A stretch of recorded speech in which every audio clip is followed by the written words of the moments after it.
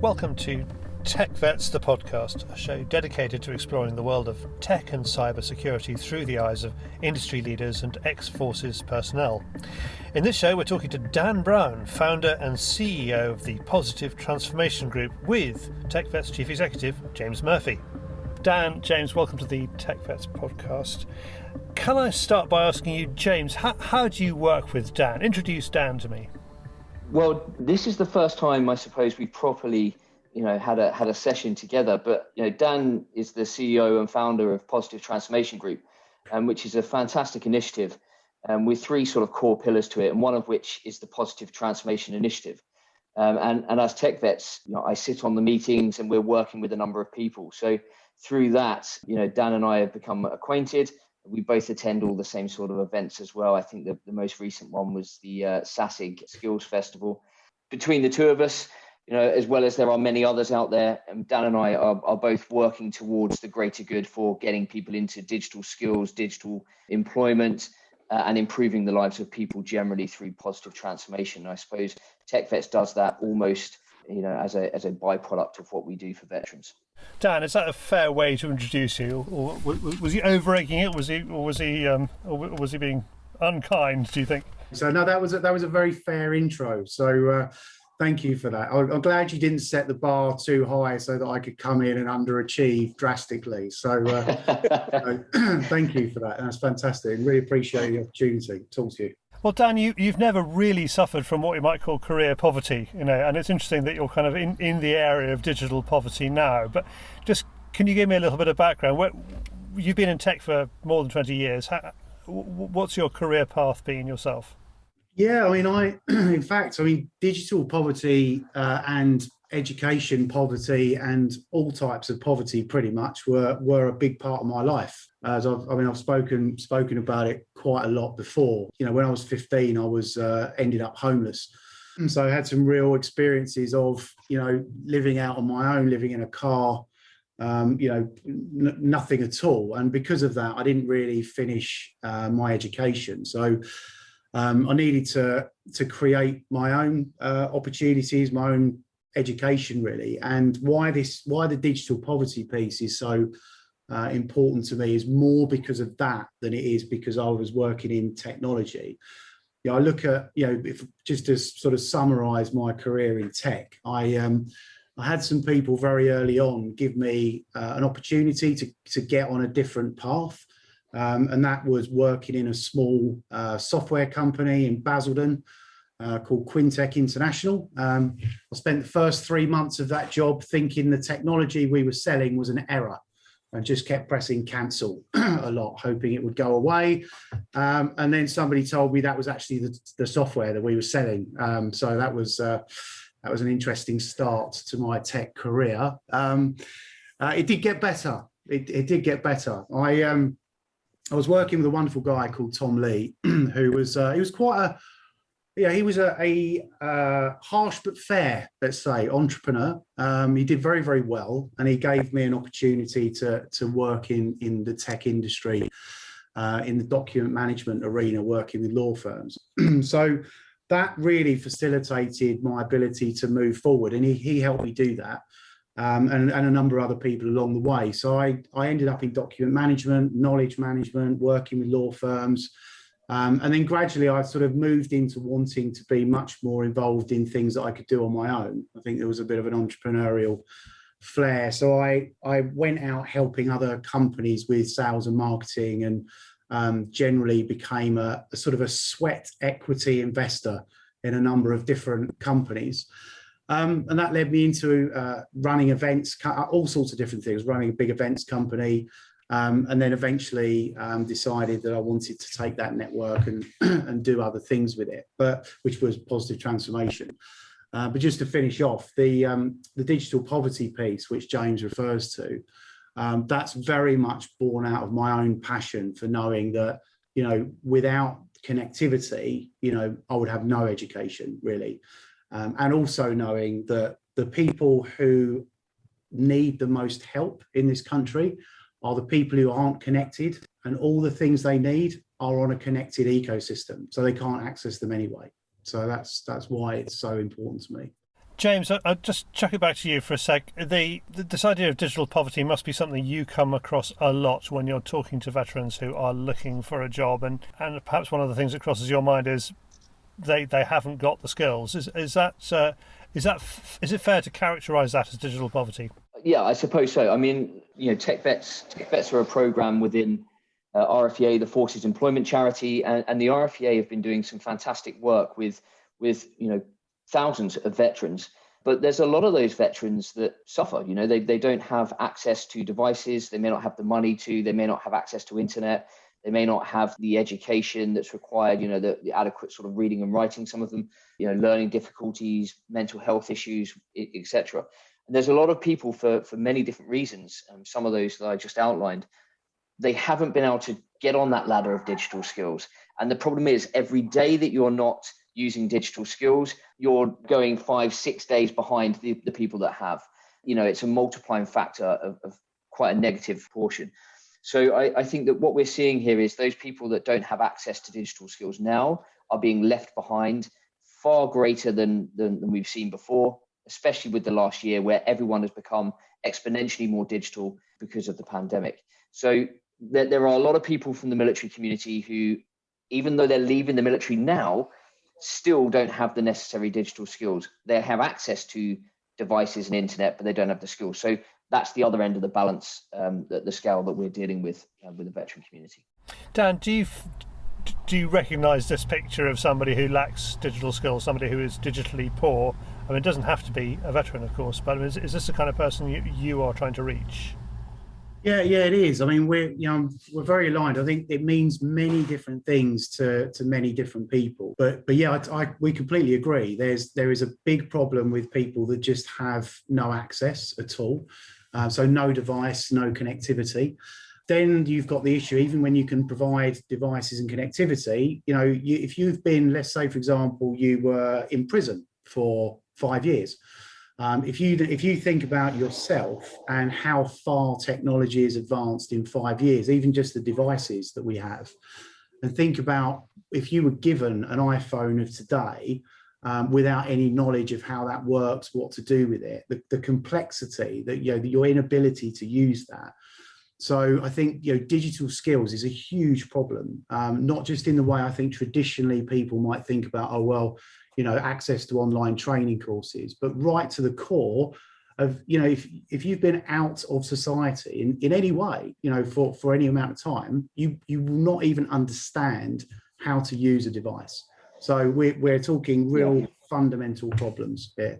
I've literally just been, I was saying to Dan a minute ago before we started the recording that I've been going through the digital training curriculum stuff today. I was saying to Meredith as well, and we're chatting through this a lot with many people because sometimes I have to be reined in, to stop that. Oh yeah, but what about these skills? What about these skills? And think, look, what about the baseline concepts? What is the internet?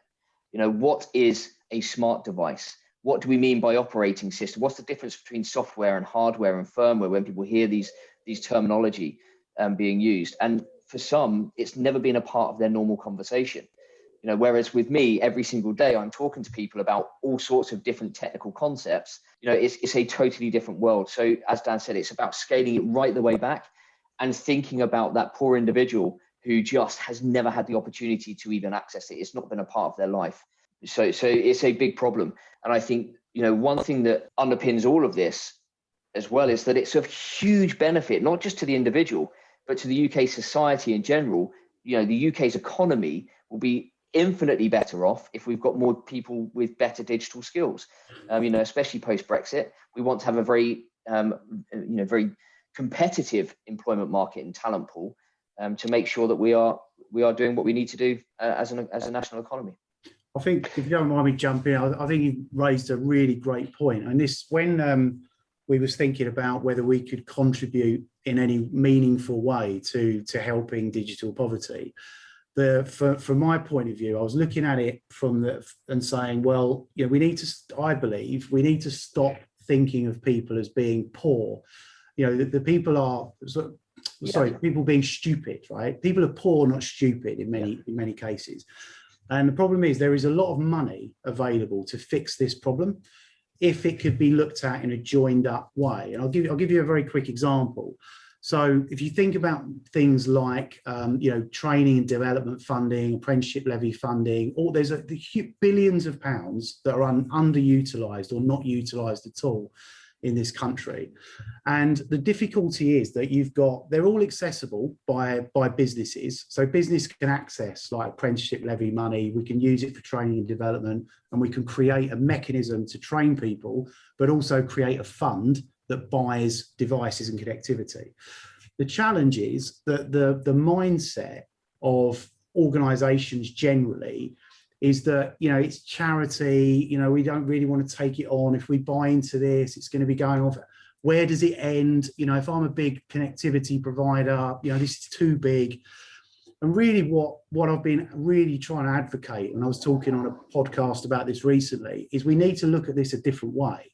If you are a large multinational that has any kind of aspirations for growth, what you're looking at, even in the UK, is a 20% market segment. That's 20% of the population that are currently not connected.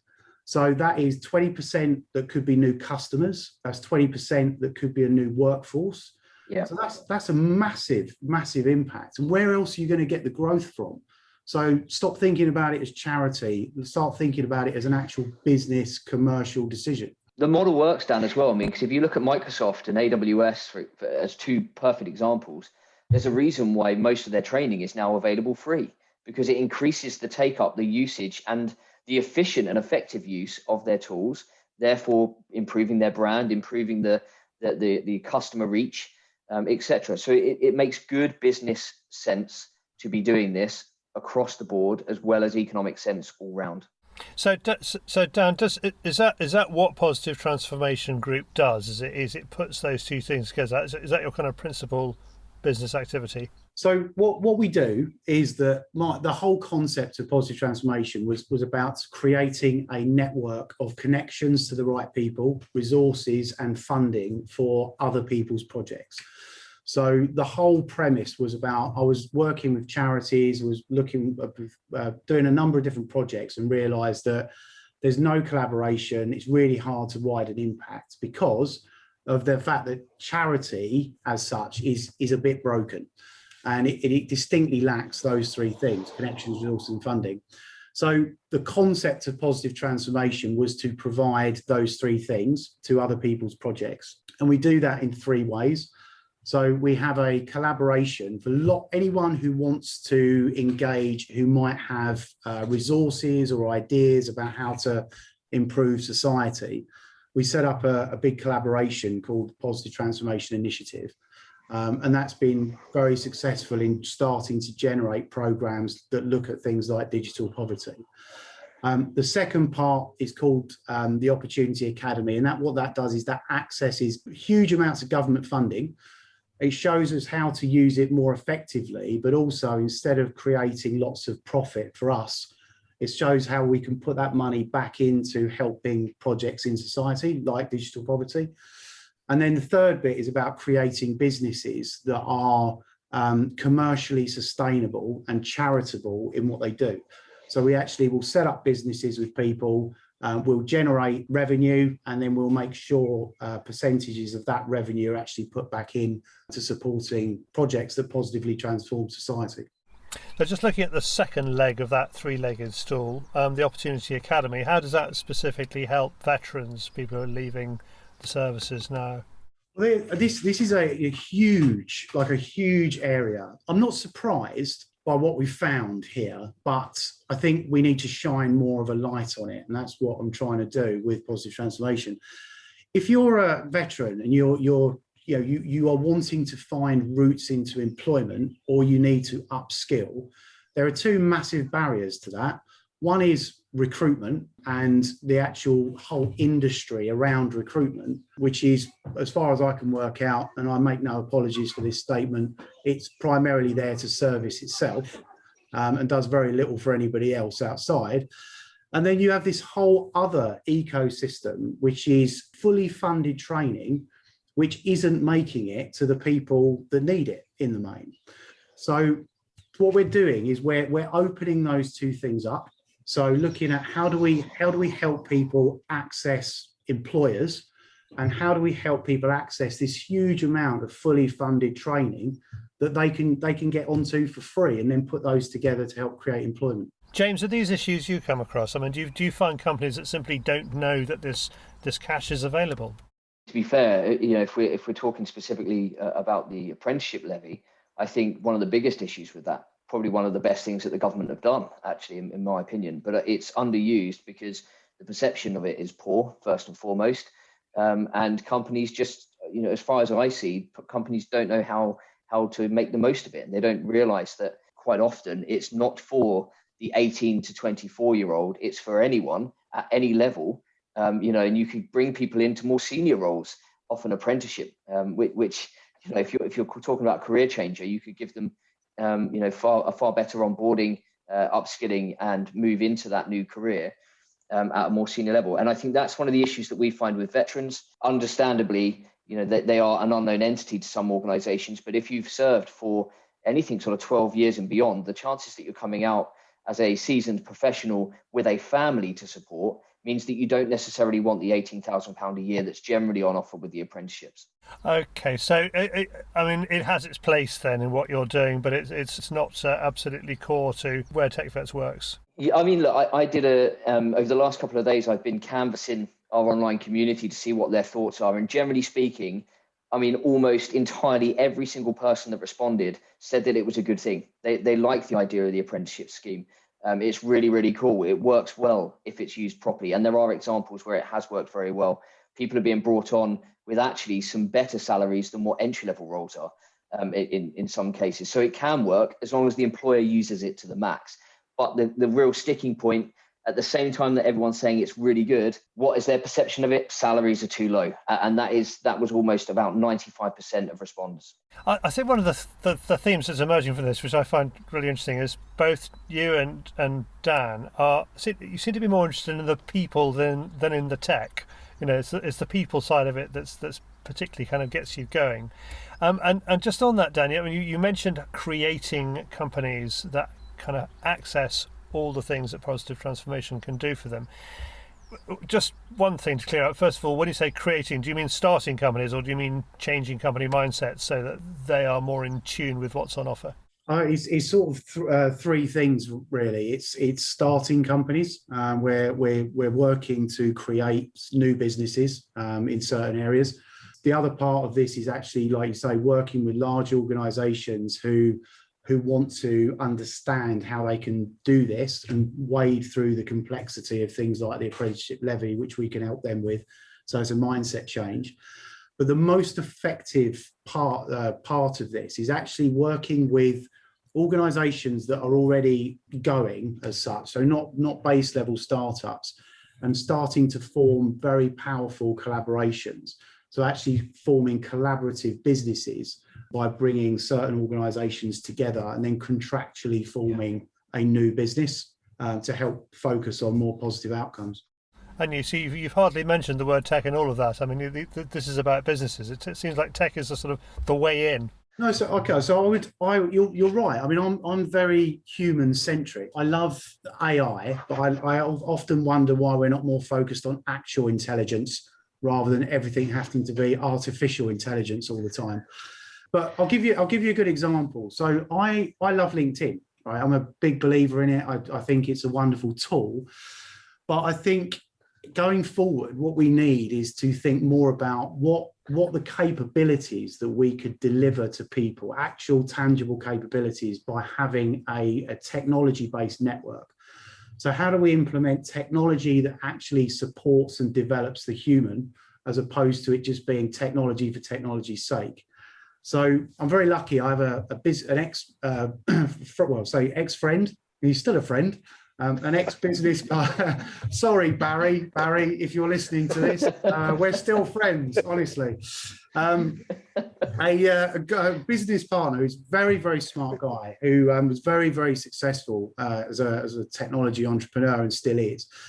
He's been building this amazing platform. It's all machine learning and AI driven, but what it's going to enable us to do, and we're in pilots with this at the moment, is do exactly this, which is all of the training, all of these things that need to be delivered to people is through the creation of, or like if you like, a LinkedIn style network, but ultimately providing people with technology which enables them to actually really access funding, connections and resources to help them create opportunities.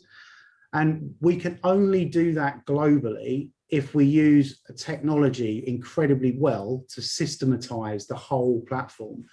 So I'm very focused on people and what people want and the fact that people matter and we need to help people. But the only way to do that globally and effectively is to use really powerful but simple technology. Is this a good moment to bring up Dream Bigger, the Dream Bigger project, and ask you to explain what is that and who gets involved with that? Any moment is a good moment to bring up dreaming bigger, as far as I'm concerned. So Dream Bigger is a program, but a mindset. So everything about positive transformation is just about a mindset of, think bigger, dream bigger, and just do more. For you personally or for everybody else. And I looked a lot at what I used to do, which was putting people together. And I'm a huge believer in human connection. I just, this whole environment we're in, digital, it's fantastic. And it's made a lot of positive changes, but you still need people to come together. So Dream Bigger, we've been running digital events, which anybody is very welcome to get involved in. We're bringing in people who can offer a very different perspective on opportunities and very complex environments where a very positive mindset was needed. So a good example was the guys, if you know the documentary or the program on Netflix, Narcos. So they wrote that about Javier Pena and Steve Murphy. So we had Steve Murphy on talking about, the environment that he had to work in to actually bring down Pablo Escobar. We recently had Harriet Green, who is the ex-chair and CEO of IBM in Asia Pacific. Saken Alyssa, our chairman, is going to do. So it's all about bringing those people into an environment where we can openly ask questions and learn how to deal with complex environments and how to think bigger. And now that we're starting to come out of lockdown, we're very fortunate to have some very, very supportive partners that have acquired one particular amazing property in London, which we will be able to run some really great events at going forward. So it's really about, yes, is, people can come and get involved, they can contact us, and it's about connection and opportunity and helping people to think and dream a bit bigger. But dream bigger doesn't mean that Dan hands over that property to James at TechVets to reside in between events.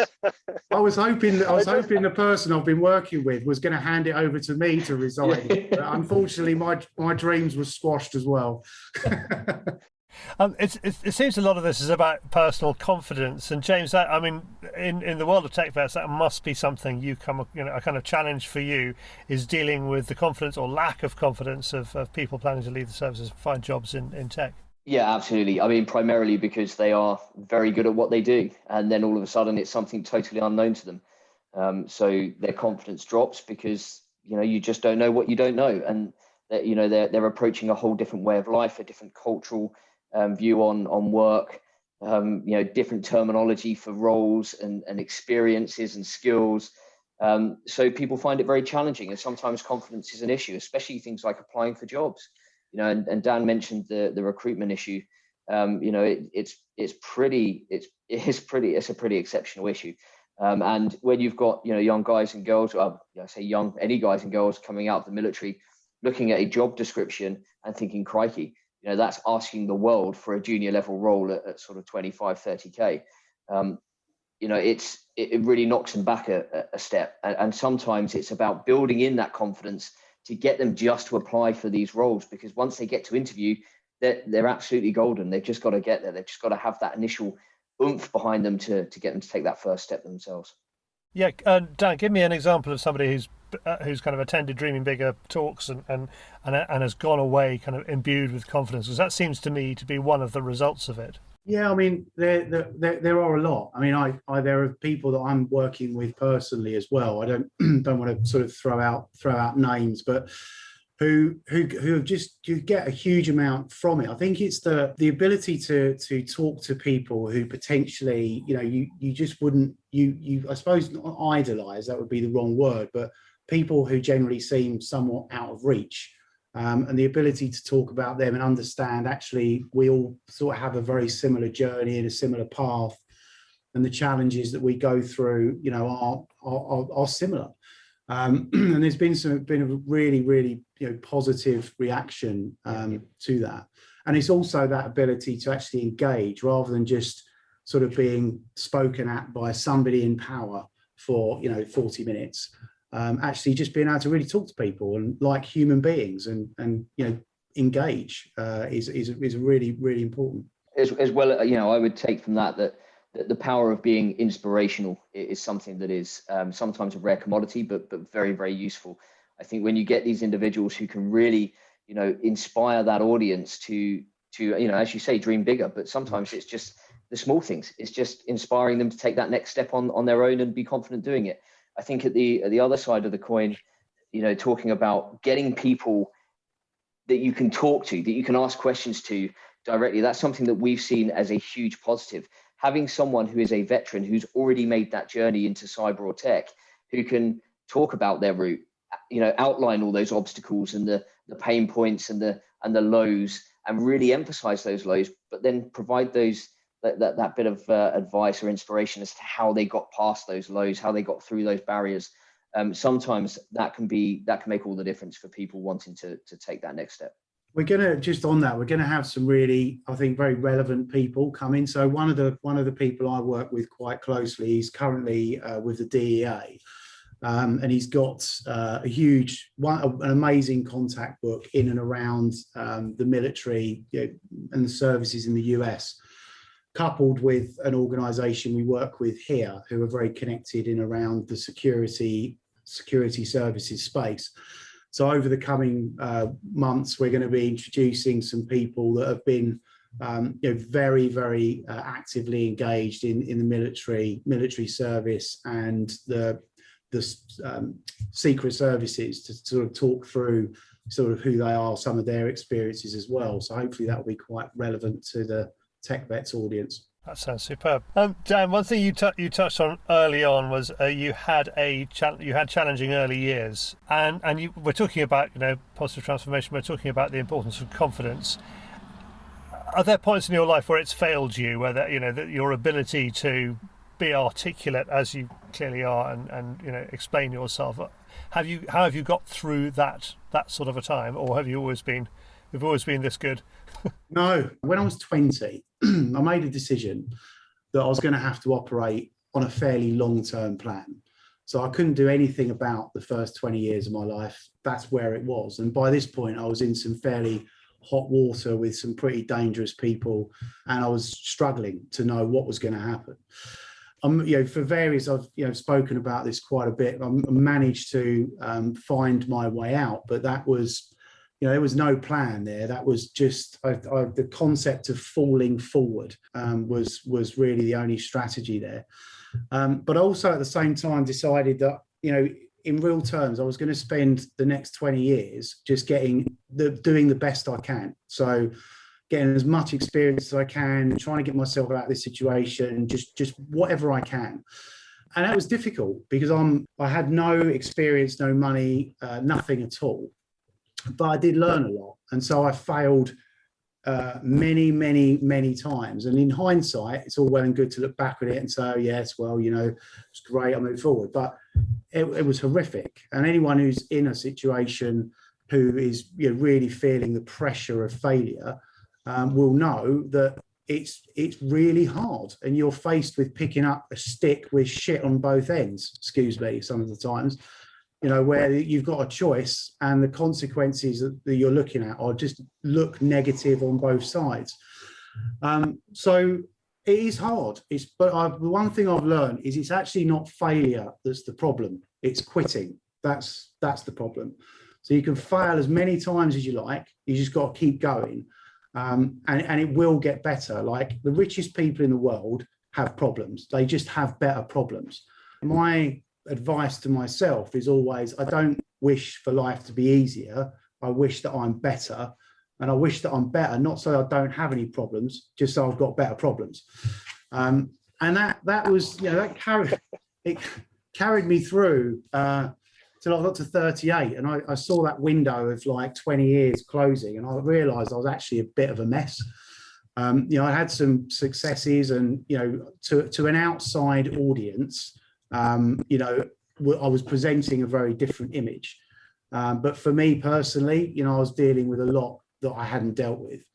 And so from 38 until 42, I was still dealing with basically a 30-year alcohol drug problem as well, which I kept very, very much covered up and out of the way, but that had and it wasn't until, I've invested 5 years from 38 to 42 or 42, 43, like absolutely like tearing myself apart. I think anyone who's in the military, I mean, I've never been in the military, just a caveat, but I drew so much inspiration from reading everything I possibly could about the Special Forces, the Navy SEALs, and tortured myself basically until I'd cracked my own character right back down to nothing, and then rebuilt myself up again.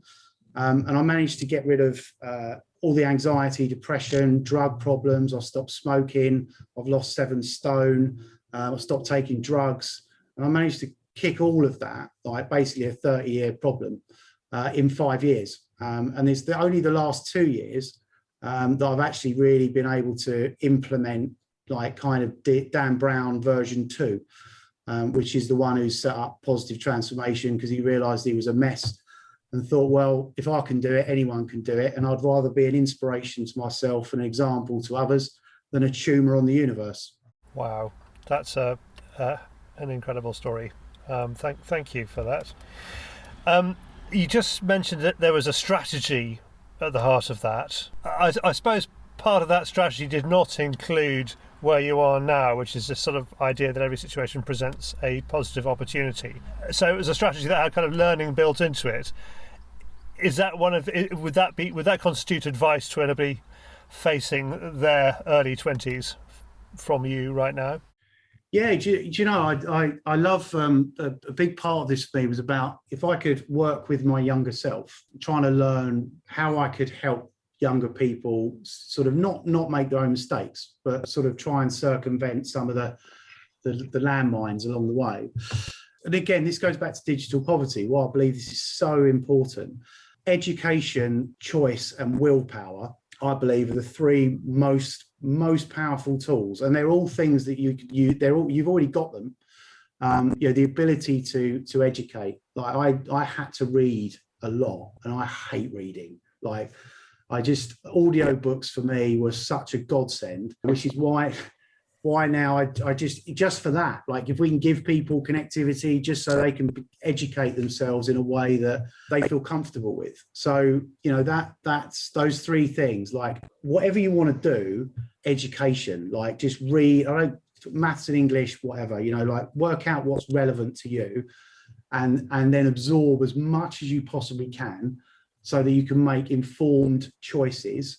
And then you need to work out a mindset that gives you the willpower to implement them. When life's throwing bricks at you, what's your why? Like you need to develop a really strong, like why? Why am I doing it? Why am I educating myself? Why am I putting myself through all this crap? And how am I going to keep going? And my why was that, I want to be an inspiration to myself, and I don't want to feel ashamed to die. I want to be like someone who I could look up to, and if I had a younger self, they'd be proud of the disaster I was to the person I became.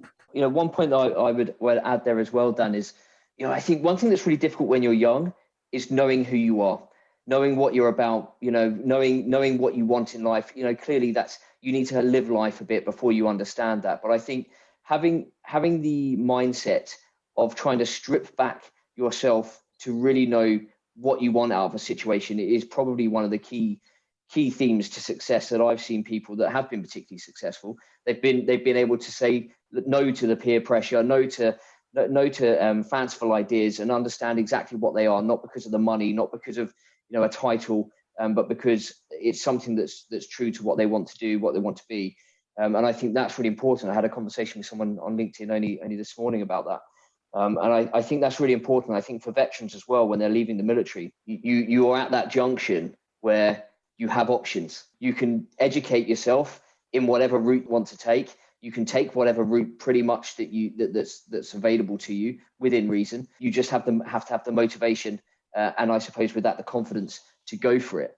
And it's really important. I think those three things, actually, Dan, as you mentioned, I think that's, I've never looked at it at those three sort of categories before, but I would argue they're very, very important. Just on that point, I think it's so important, like, to know who you're not first. And I think, again, I'm caveating with I haven't been in the military, but, I spent a long time, like, putting myself into incredibly precarious, dangerous situations, some of my own making, some not. In some sort of, I think it was some sort of pursuit to try and understand who I'm not, frankly. And the funny thing is, with hindsight, the more you can work out don't worry about working out who you are and purpose and all this kind of stuff. Just if you can really get to grips with all the things that you're not, like, and the things you just don't want to be, the bit that's left is the thing that you need to go and pursue. And I found that to be quite cathartic, actually, getting to understand that. James, you must deal with some people who feel pretty isolated, as they're coming out of the military. Do you commend what Dan is saying? Could you commend what Dan is saying to them as a kind of a pathway to make them feel better about themselves? Yeah, absolutely. Absolutely. One thing that we work really hard on, not just in TechVets, across RFEA, is getting those service leavers and veterans to understand, the value that they bring to themselves, to their families, to the businesses that they want to work for, to the people around them. There are huge strengths generally within the military community, with the people within the military. They are, if you look at all the great things that happen, within society, these wonderful initiatives that have sprung up, generally there is a veteran involved, a lot of the time. There's a lot of good feeling about giving back to people. And I think one thing that Dan's done is really embodied that. Generally people, even Will Smith was saying, that it's not about the title, it's not about the job, but you'll get huge benefit from just being of value to people. And I think that's really important. I think if we can get that across to the service leavers, then that's half the battle already won. But then it's understanding, it's them then understanding what opportunities are available to them and what they need to do in order to get there. And I think where there's so many unknowns to them, giving them a little bit of a helping hand there is something that's quite important for us. Dan, with veterans in mind, have you got a last word of advice you would put forward to anybody who's thinking about a career in tech, which is your area? There are some really good channels available, which at no cost. There's no hidden sales pitch in this. Just that we've got some really great channels to help people access either information, training, or connections to actually help people get started on a journey out of the military. We've also just recently finished a prototype project, which will probably become quite unpopular to recruitment, because we'll be able to provide fully funded recruitment for organisations. So we can now we've just piloted with the NHS. We're actually now able to provide mass recruitment funded to organisations. So that's going to be a huge benefit. So, and the reason I mention that is I'm absolutely committed to changing the mindset of the way people act when they are recruiting people. So my attitude here is I wanted to work to create a fully funded recruitment model so that we could go to large organisations and say to them, we can show you how to save millions of pounds on recruitment, but we're only going to do that if you sign our new charter. And our new charter says this is how we behave. And in that behavioural change, we recruit this many veterans, we recruit this many people from a neurodiverse background, we don't do this, we do that, and we just behave more appropriately in the creation of opportunity for people.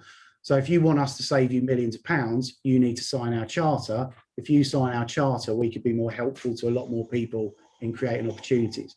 So practically, my advice would be, look, let's see how we can set something up with TechVets to actually enable us to manage a process to help people into work.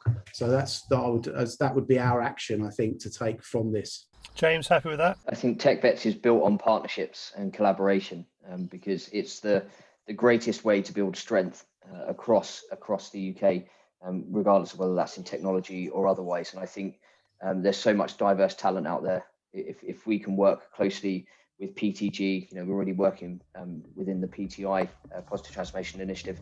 It makes sense. It makes sense. Thanks, James, and thanks, Dan, too. I think this has really been a people story above all.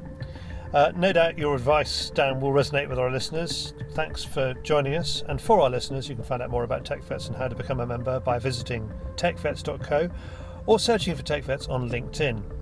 If you're a business owner or work for a company in the tech industry and want to find out how to get more veterans into your team, drop James Murphy a message via LinkedIn. You'll find all the contacts you need in the description for this post. We'll be back next month with another TechVets podcast. Thanks for joining us.